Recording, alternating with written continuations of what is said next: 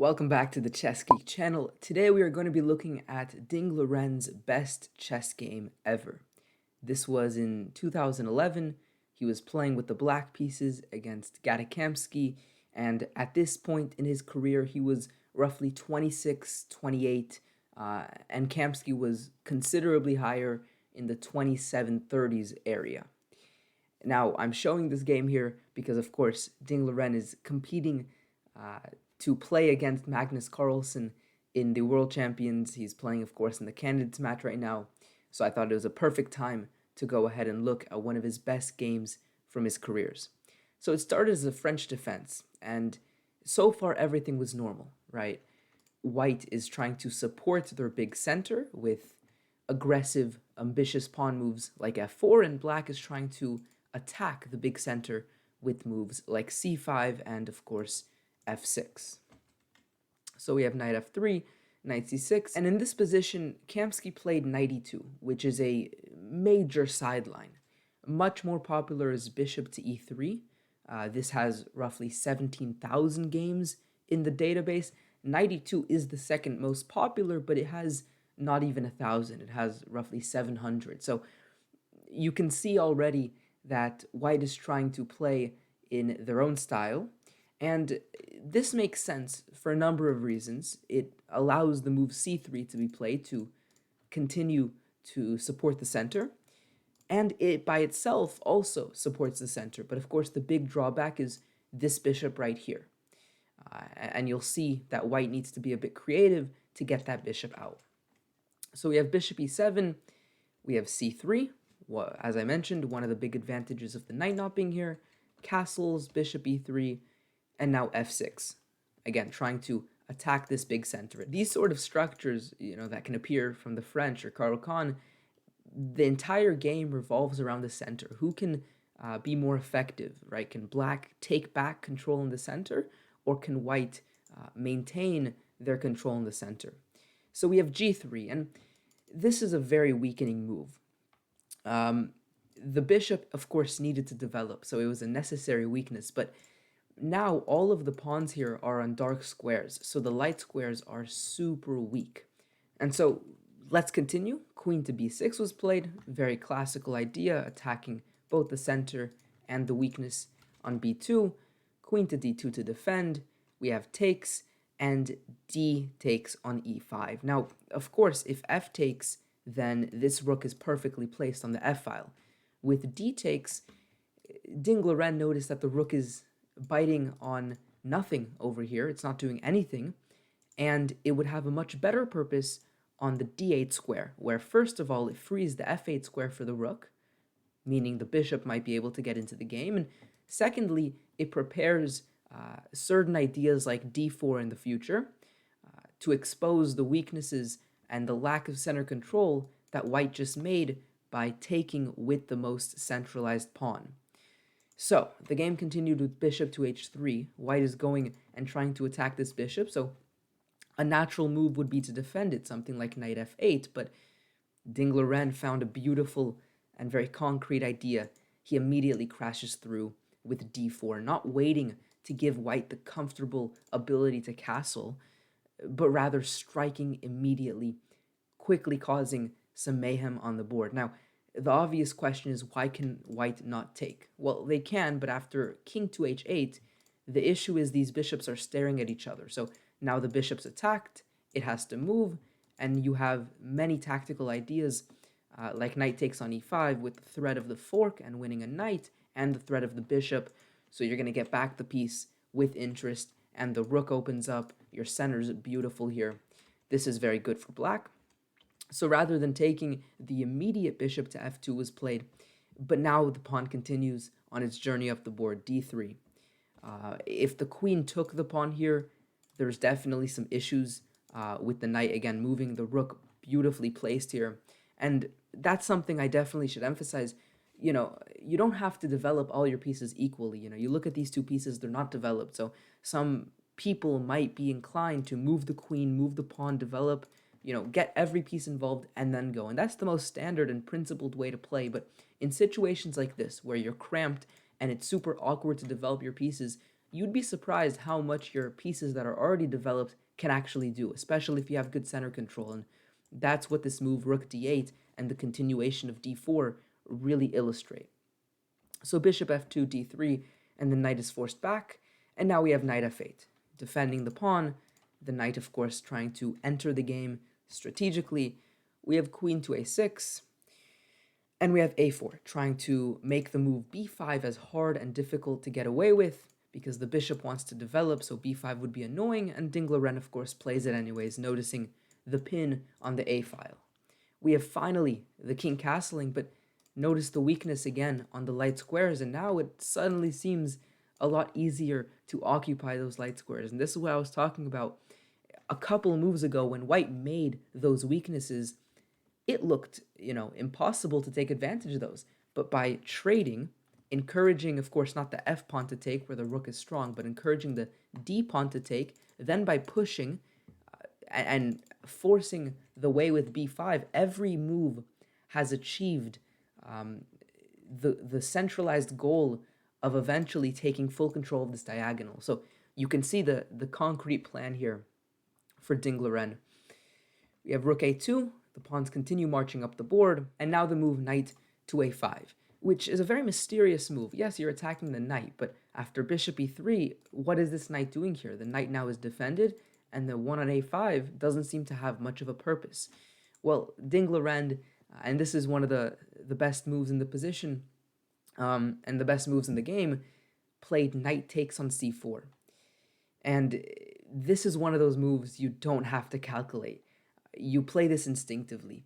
You notice that after you trade both of these pawns for the knight, you have a situation where you're only down one pawn worth of material, and you have three connected passed pawns in a very advanced position that are just waiting to be pushed. And so he was understandably and rightfully so motivated to take, and he crashed through. And again, these three pawns are just unstoppable now. So we have f5, white trying and grasping at any sort of counterplay in the position, perhaps f6, trying to open the position up a little for the king, but of course, Ding Liren doesn't let this happen. He takes the pawn and now centralizes his queen to d5, allowing this pawn to push. And I mean, if these pawns get rolling, it's game over. So white didn't let this happen. They took the pawn, and a lot of people would get too attached to these pawns, and they would force the defense. They'd play a move like this in these sort of positions. They'd force some sort of defense, but this bishop is so strong. You don't want to get rid of it, and any other defense just doesn't work with the general plan and strategy of the position. So you're okay with letting go of the pawn if your other pawns start rolling down the board, and that's exactly what happened here. You also notice this queen and bishop battery along this diagonal looking super strong here. And after queen to e1, the knight finally regroups into the position. We have rook f2, and the knight takes on e5, using this valuable pin. Of course, if you take, there's mate in 1. So the knight is indeed pinned, and now knight e2 is played.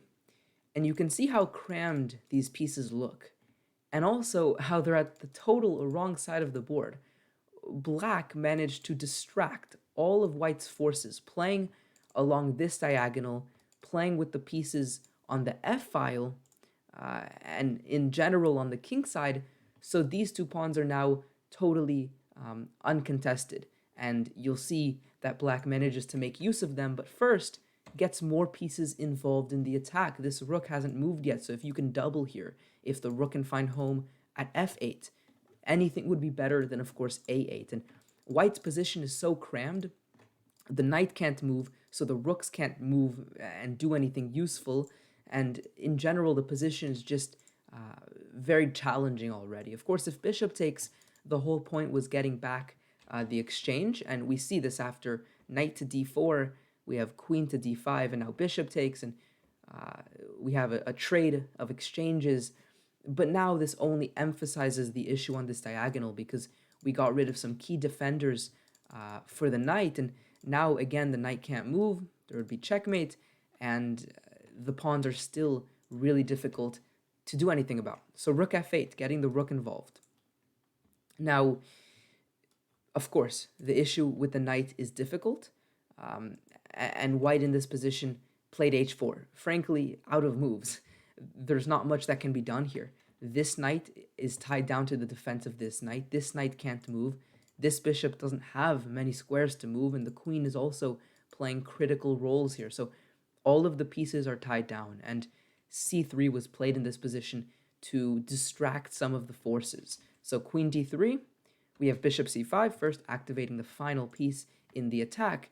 And here, just to illustrate the point, right, what is the threat? Well, one of the threats is simply c2, to distract one of the multiple critical pieces. If the knight moves, then you win the queen, right? There's a pin going like this. If the rook moves, then among other things, you can very simply sacrifice here again because of the pin. You could also first take the knight. That's also totally fine. And if the queen moves, then you have bishop takes and then rook takes. And this final position is hopeless for a number of reasons. A, because again, the weakness on this diagonal that was created so early on still very much exists and haunts white. And B, because this pawn is still super powerful. And of course, white is also up a pawn in that position. So c2 is the big threat, and so to stop this, or to try to, bishop f4 was played to cut the connection of the rook on the f-file, but it's already, again, as I mentioned multiple times, a hopeless position. Rook d8, now the bishop tries to go to e5, actually, where it's trying to continue to defend the knight for perhaps a more aggressive square defended by this knight, and of course, you can't take because the queen is an important piece pinning this knight. Now, one of the things I should emphasize is this game is all about pins. There's a pin going like this. This knight can't move, you lose the queen. There's a pin going with the other knight. If the knight moves, you lose the game.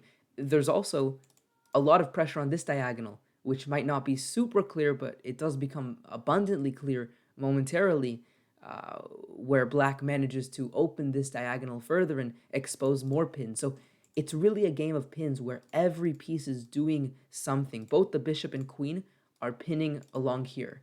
Both the rook and queen are pinning along here, and the final bishop along here. Every one of black's pieces, right? They're down.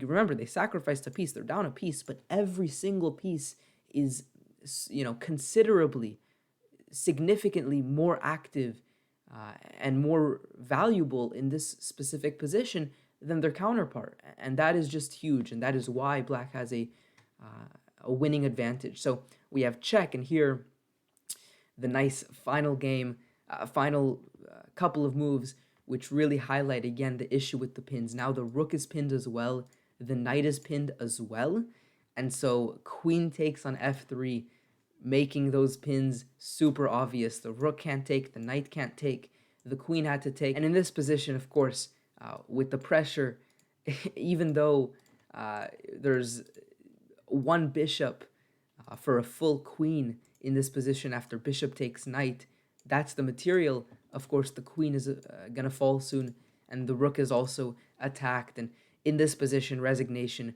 was forced. Just to explain quickly why, let's say king to g2 is played. Instead of even taking, you can start by giving this check, but ultimately, after, let's say, king h3, you're going to take, and these pawns are going to decide the game very clearly after, for example, b3. And instead of this, they can try to defend with the bishop, but that's not much better. You can even take the bishop, because if they take here, you, of course, take back. You're not only up with the pawns, but you also are just up material. You can try a couple other things, but ultimately, again, because of all the pins and pressure from every diagonal and file and rank possible, and on addition, the two pawns that are just unstoppable, black was forced to resign again after bishop takes d4. So, super beautiful game. And just as the key takeaways, the things that everyone, irrespective of your rating, can take away from this game, when your opponent makes a move that you deem weakening, right? This move g3 from the opening, every pawn on the queen side and center, on the king side and center, on dark squares. So the light squares become super weak. When they make a weakness like this, make a plan that, of course, continues their development, continues, natural stuff of attacking, key squares and things like that, but include in your plan a way to try to take advantage and emphasize those weaknesses. And that's exactly what happened here. Very quickly, the center opened up, the rook came in, so black is making general improvements, but then as we saw, the queen slid to the side and supported the move b5, which allows the bishop to come in, and because the center opened up and b5 allowed the bishop, suddenly the weakness on the light squares is not only there, it's so clear and crucial. It's the reason that ultimately white lost the game. I mean, if the knight could move in so many positions, heck, here, if the knight could move, of course, it's over, but, there's mate. So the pins and more generally, taking advantage of the weak squares and diagonals in the position is so crucial. And the first step of that is to identify those. The second thing is valuing your pawns, right? The second key takeaway is understanding 3 connected pawns, even if they win one like they did in the game, it's worth a piece and then some. I mean, taking here is such an instinctive move, no calculation necessary, because these pawns are they're unstoppable. As long as they're defendable and they're connected and they're passed, there's nothing that white can do. And again, those pawns were a big reason that white lost the game. So 2 of those takeaways, hopefully you can implement into your own games. Subscribe if you're new around here. Like this video if you learned something new from it and want to see more content just like this. Check out my chess website where you can see all of the cool projects I'm working on, like all the masterclasses that are available to you at no price whatsoever. And I'll see you guys next time. Peace out.